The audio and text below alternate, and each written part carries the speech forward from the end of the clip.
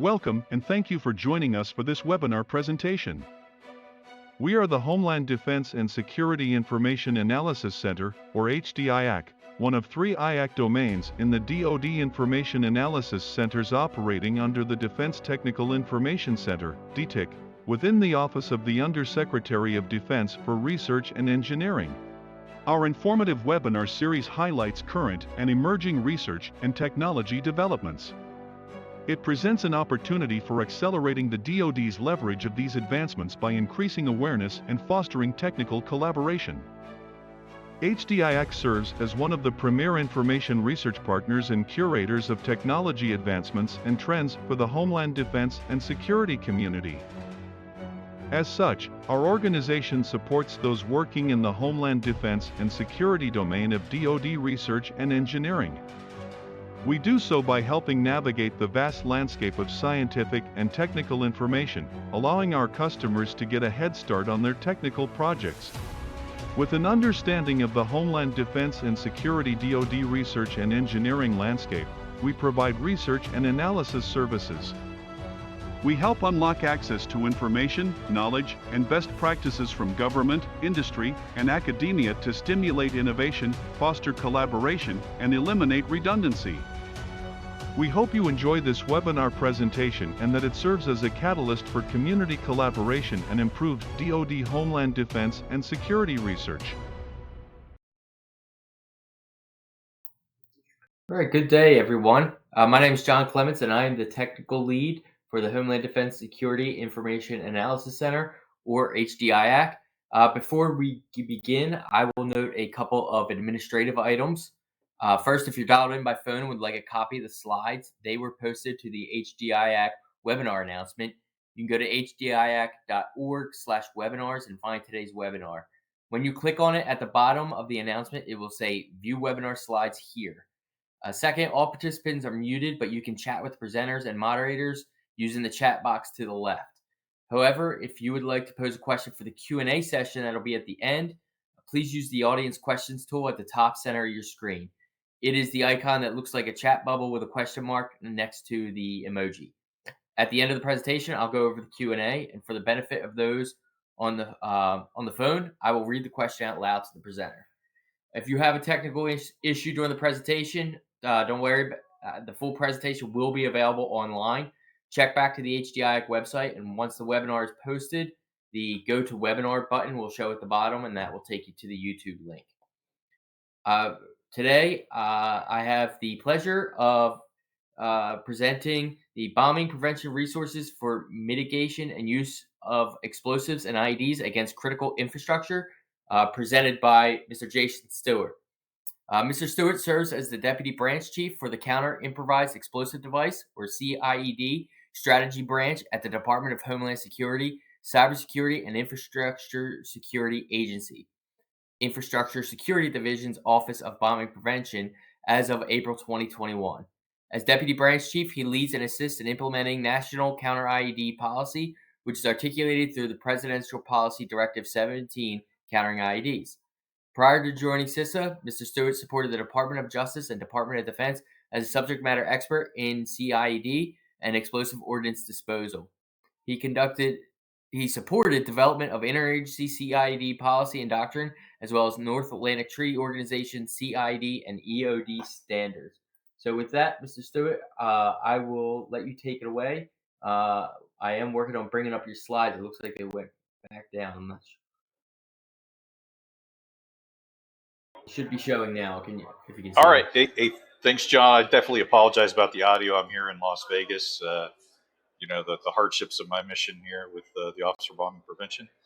We're here at the Shooting, Hunting, and Outdoor Trade Expo, engaging our stakeholders and also partnering up with our FBI colleagues from the Weapons of Mass Destruction Directorate.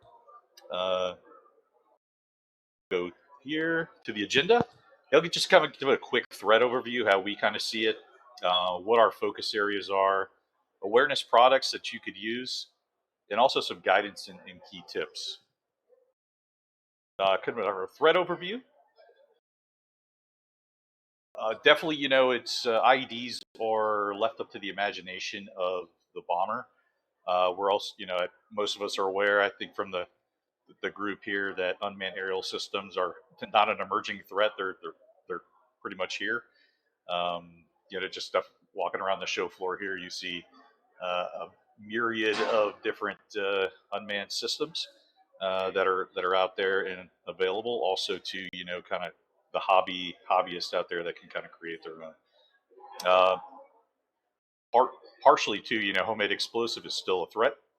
Um, and we're always looking at kind of the motivations of the bomber. Whether that's anti-government or uh, radical kind of conspiracy theory and the full spectrum. Domestic ID threats, like I just mentioned, idiosyncratic individuals all the way to juveniles and hobbyists. On the bottom, you can kind of see some notable incidents. Uh, Anthony Quinn Warner, the Nashville bomber, was really, I would say, a wake-up call for the interagency partners, the FBI, Department of State, ourselves at DHS, on how we can improve our coordination across the interagency. With that, we did publish a Nashville paper that we shared with the National Security.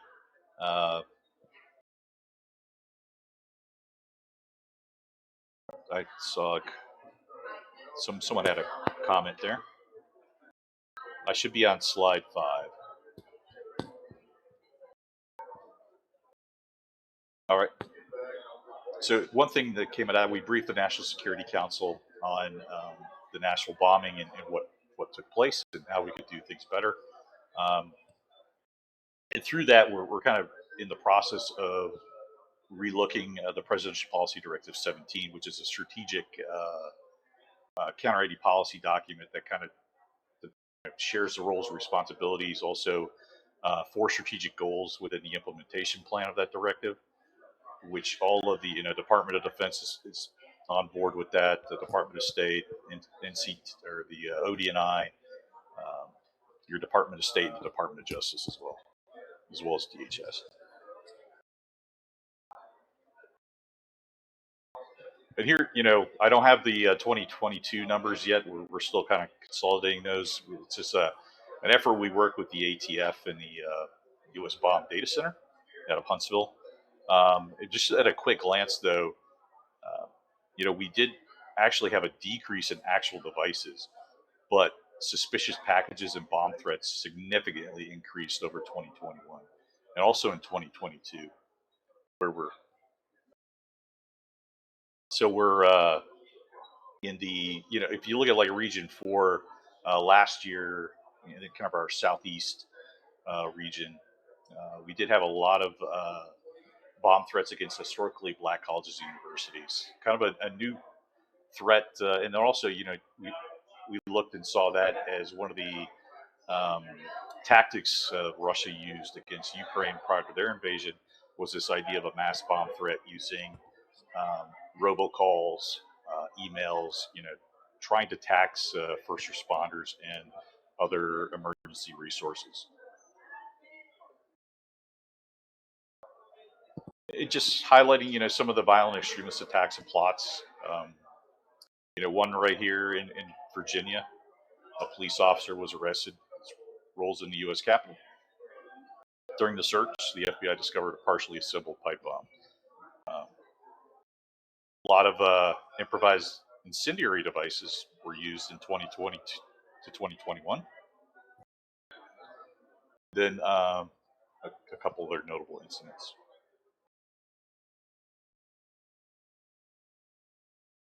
Now, once I mentioned before, academic institutions continue to be a target, from your grade schools and high schools all the way up to colleges. There was definitely congressional interest of this.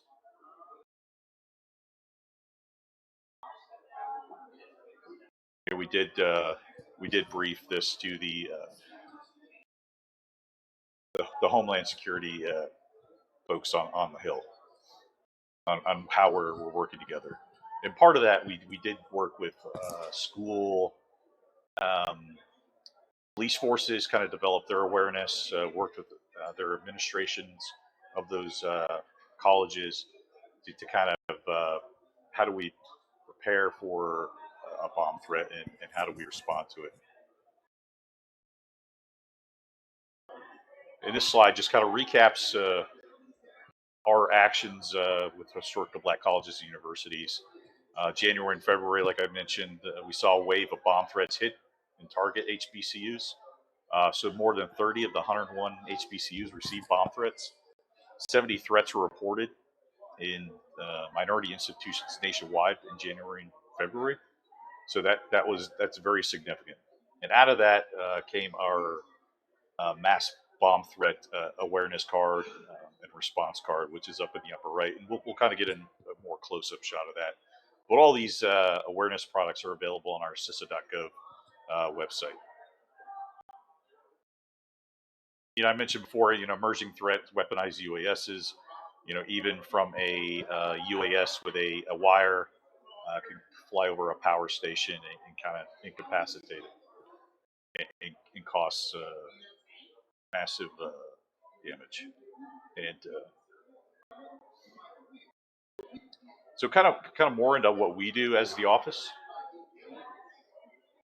We have 4 branches kind of arranged in these 4 focus areas.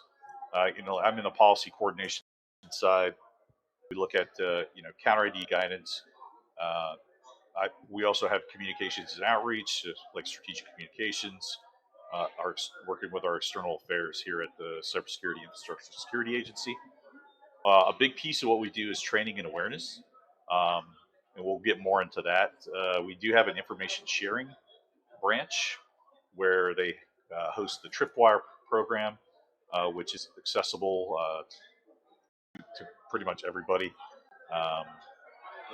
with certain caveats. There's compartmental or different levels of access to that system. Counter-ID, and that's where we kind of do a lot of the analysis of the IED incidents and threat reporting, and that's done in collaboration with the ATF and the FBI. And we're also starting to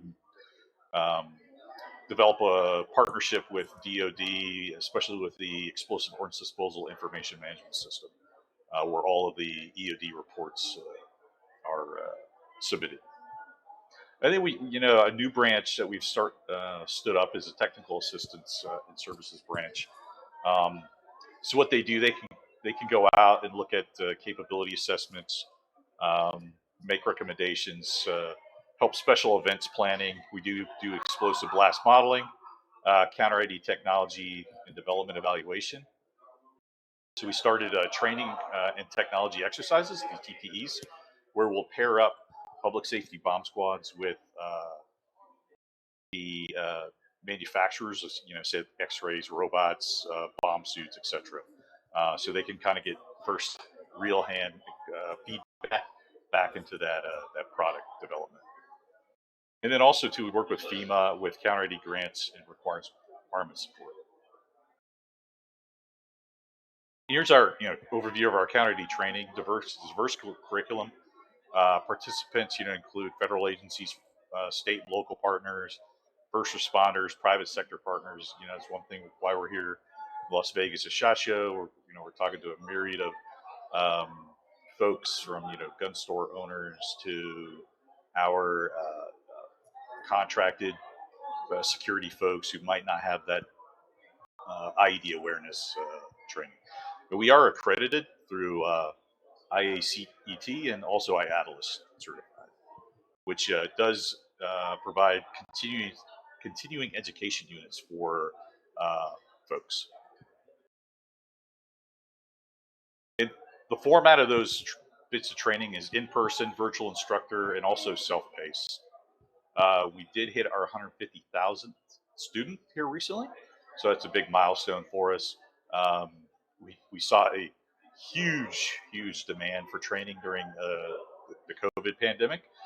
Just a lot of people were online kind of came to the forefront for us. So we do, and we can also work with organizations that may need something specialized. We do have that capability. Tripwire, kind of covered this with our information sharing branch. Uh, it's a secure website for IED information. We do post explosive threat reports. Um, we share lessons learned on there. You know, it's for government, private sector folks, and law enforcement as well. And we are starting to allow some Five Eyes partners on there, and also probably broadening it up maybe to NATO partners as well. Another big success for us is Operation Flashpoint with our bomb making material awareness program.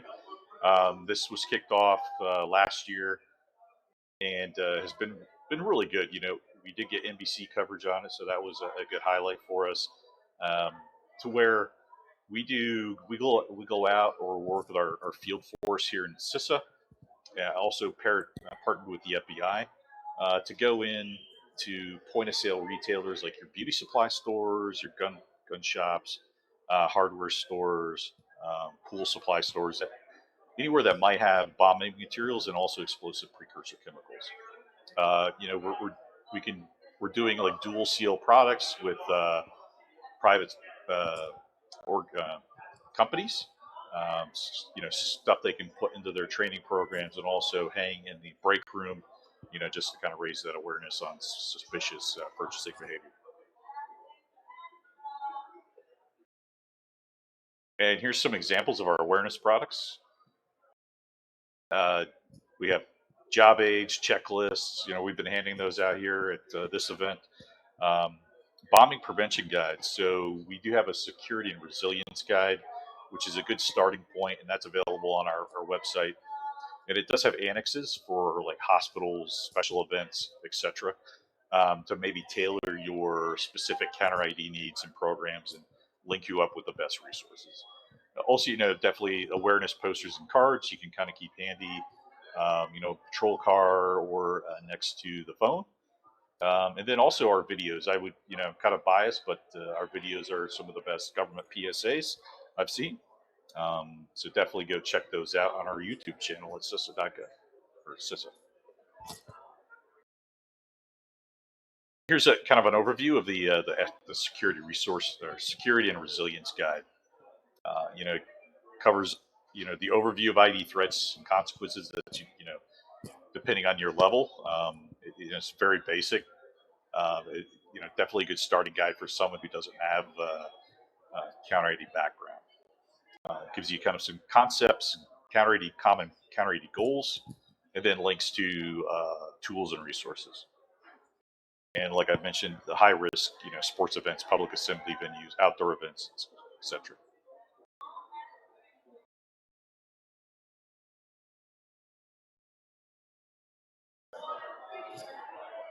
Here's just a little a quick way to identify the components of an IED. You know, you use the little acronym SIMC. You can identify that switch. You know, here's what an initiator is, main charge, etc.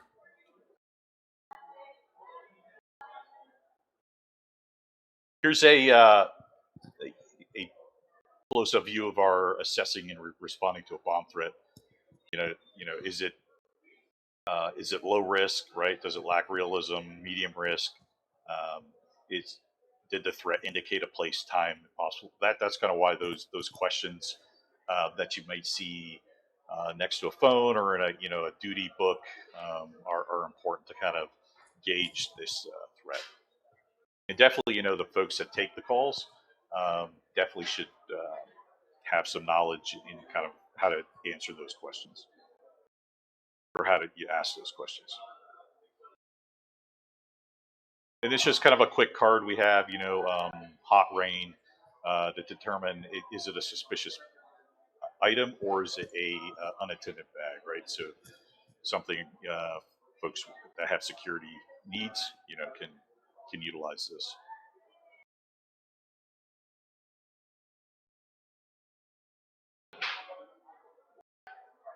So in closing, here's our contact information. Definitely, reach out to us if you have any specific, want more detailed answers. We could definitely get those to you. Yeah, that kind of concludes my presentation. I know it was pretty short, but definitely look forward to your questions. Thank you.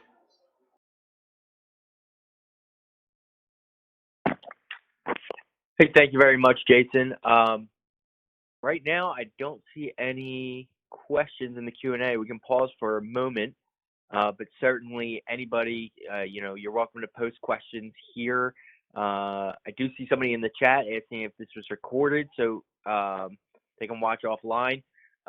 It is recorded. It'll get posted to YouTube, so can watch. You have to be online, I guess, but you'll be able to watch away from your work computer. Do have and then somebody asking about the slide locations. That if you go to hdiac.org/webinars, you'll see today's webinar listed there, and then when you click on that, you'll see a link in there that says for a copy of today's presentation slides. Jason, we do have one question coming in for you. And it says, it's in the chat, so I'll just read it out here real quick. It says, what kind of modeling information does your agency provide? So we use the vaporware, or I believe that's the vulnerability software that the team uses. So they'll work with a stakeholder and model that the venue. For example, we're doing stuff with Illich Holdings in Detroit. We're planning a big exercise in Detroit with our exercises team here in April. So if that the venue owner kind of wants to do some work and kind of understand, and we can kind of showcase, a explosive charge with this net explosive weight would have this kind of impact to it. So definitely, I can link you up with the right folks on that if that works. I do see one here on what ongoing work do we do with the Department of Defense?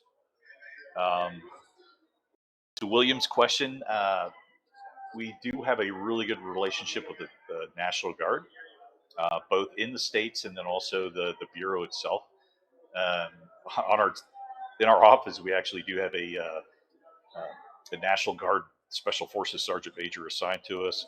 Also, too, we have a contract with National Guard. We brought National Guard folks on that deliver our training in certain venues. So I think Chandra's do we have the capability in real time? I'll have to get back with the team on that. So definitely, hit me up here on this email with that question, and I can link you up with those folks if that works. Thank you.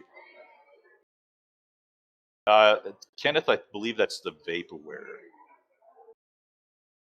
I thought we had a slide in there. We have changed the deck a couple times.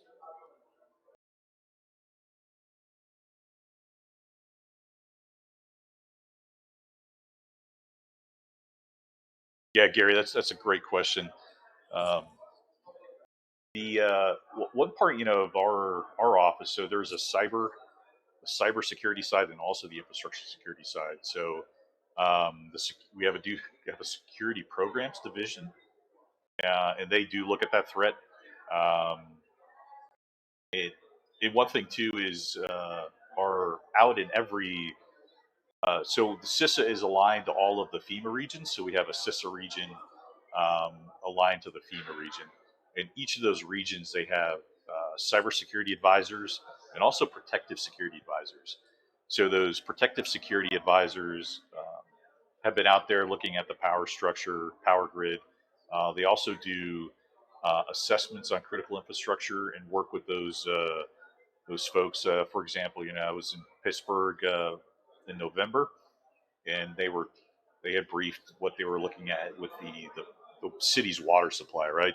So it's very critical infrastructure, piece of critical infrastructure.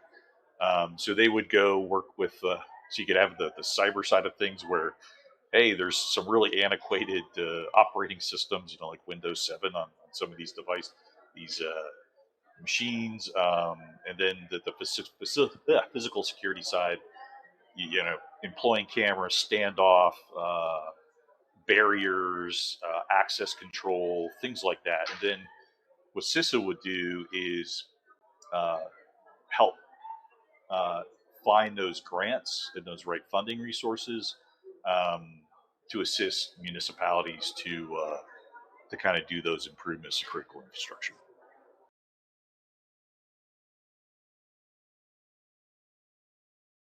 All right. We do have a couple questions that showed up in the Q&A, so they should show up on the screen, but I'll also read it out for the benefit of those on the phone or if it's not displaying correctly. Are there any trends in the types of places and facilities targeted over the past few years? Yeah, so we're definitely the bomb threat to the schools is a really big one. That even if it's a hoax, it still costs resources, right? Getting those police out there, those firefighters, the school has to get evacuated. You're kind of kids are already kind of rolling with it through the pandemic, but now you're kind of adding more stress to them. Evacuating the entire school. Um, so those are something we're looking at. We do work with our school safety task force. Um, where we're creating awareness material for teachers and parents as well. Also, too, I think just my personal opinion, we're going to have to start focusing more on institutions of higher learning, right? So you probably see some messaging coming out from our office on that. No, great question, Joel. Appreciate it. Okay. The next question from Sam Brower. What about chemical threats such as gases or viruses? Are you guys involved in that in any way? We stay, part of our infrastructure security division in CISA is the Office for Chemical Security, OCS. We work with them routinely, like especially the explosive precursor chemicals. We definitely have a good relationship with them. They run it's called CFATS. It's a chemical facility anti-terrorism. I think it's actual legislation. So they are continually watching that. Um, so they go out and they engage chemical facilities across the U.S. Um, as far as viruses, not so much on our spot, but we do participate with the CWMD folks from the department as well as our colleagues over at the FBI. All right. Thank you very much. Well, another question. Can OBPs assist in protective design before a building is constructed? Yeah, I think we could do that. That's something I think we had kicked around. Maybe we did have at the International Facility Managers Association conference in Nashville last year. An architectural school came up to us, and we're kind of investigating that relationship on how we can definitely let architects know, hey, here's some resources you can use, um, and then definitely if there's more specific needs, we can tailor make those to support that organization. Great question, Jack. Thank you. The next question, what range of robotics do you use for anti-IED work? Unfortunately, we don't own robots. We're more of an awareness, but we do work with our public safety bomb squads quite a bit. I believe there's 436 or 460. It's hard to keep count of them across the U.S. We do capability assessments, um, kind of in coordination with the FBI because the FBI is the lead for the Hazardous Devices School. So there is like a approved equipment list. One thing we want to stress is the potential fratricide of the spectrum, right, between different competing robots on a multiple bomb squad scene. When I was in the Department of Defense, I was in the National Capital Region, and the Discovery Channel lobby was attacked by a bomber, right? And multiple bomb squads from across the national capital region converged on that scene, and just the robots, the spectrum deconfliction, and a lot of the bomb squads had to move to fiber to control the robots because they were just interfering with each other. So some hard lessons learned in that incident. But all the modern manufacturers, I think we got Kinetic out there, and I'm trying to think of the others out there. I think FLIR, I think, is the other manufacturer. Hope that answers your question, Tom. All right, got a few more questions still. With EV, AV, and alternative fuel source being used in transportation, will there be more emphasis on webinars on CIP for these subjects? And with this being a question on webinars, I am assuming that this question is more directed towards the HDIAC folks than the Office of Bombing Prevention folks. So I will go on and say that yes, we are looking for webinars on critical infrastructure protection. And in fact, we are hosting a training in June down at near Oak Ridge National Lab that will have a kind of mixed hazardous waste or radiological dispersal device scenario near a nuclear power facility, and that's going to be hosted live in person. So we're looking at bringing more of those things to the forefront, and with the all the emerging technologies with EVs and photovoltaic and renewable energy sources, and the DoD's focus on that, protecting these assets is definitely something on the forefront of our brain. We just have to find the people that are the true experts in the field to provide these, and that are ready and willing to provide these webinars. But please reach out to us at contact@hdiac.org, and we'd be happy to, if you know of people or want more information, we'd be happy to help. Hey, John, back on that one. It was interesting. We had a Department of Homeland Security IED working group, and one of our PSAs in the Midwest asked about autonomous vehicles, electric vehicles, as a potential, delivery.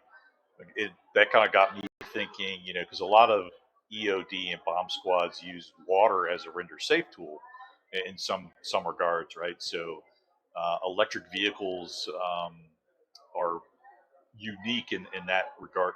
Water and lithium ion don't always mix.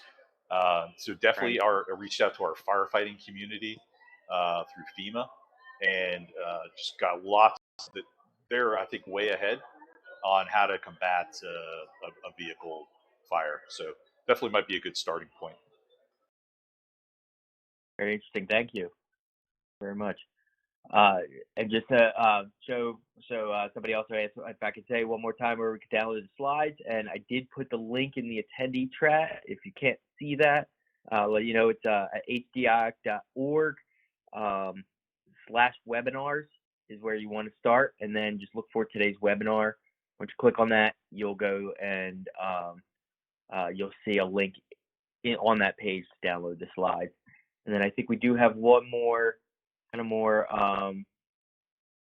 technical question for you, Jason, from Daniel Fleming. I understand that there are federal state programs to fund the protection of religious centers from violent extremists and IEDs. Are there any other programs that you may be aware of that would assist or fund augmenting other centers as well, such as schools, financial centers, or other large event centers? I'm not sure about the funding. That's something I can ask our ISD office, but we are working with. There is within ISD. There's a religious buildings kind of a group that specialize in that. And, we've reached out to synagogues as well, and as the terror campaign has also been conducted against them. And kind of raising their awareness on, and our resources too within OBP are free. So if you have training needs, to coordinate with us, we'll go out there. It's no cost to you. We just need kind of a location to do the training. And our office pays for our folks TDY, so we could definitely come out and engage with you and support you any way we can. Hope that answers your question, Daniel. All right, thank you. And then last question for now, but they are flowing in still. So where can you find information on self-paced courses? Yeah, definitely. If you go to CISA.gov and find the bombing prevention, and then look for our training branch. And I think Brittany's on. She can probably drop a link in there into the chat for everybody.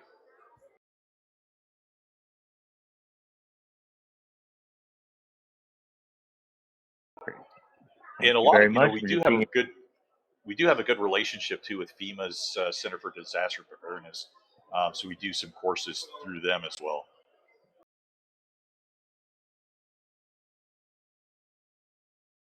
Perfect. So I'm just pausing for a moment to see if any other questions pop in. But in the meantime, I'll just let everybody know if you have any further questions, please don't hesitate to either go to HDIAC.org and submit a technical inquiry. We can do some research on your behalf, up to 4 hours of free research for anybody working at any level of government on a technical or scientific question. Or if you just want to link up with the folks from the Office of Bombing Prevention, we have their contact information and can help you get in touch. But I don't see any other questions. So with that, I will say thank you very much to Mr. Jason Stewart and his team for providing this very informative webinar. I do very much appreciate it. And it was most informative. Thank you. No, thank you, everybody. And I definitely apologize about the background noise. Thank you.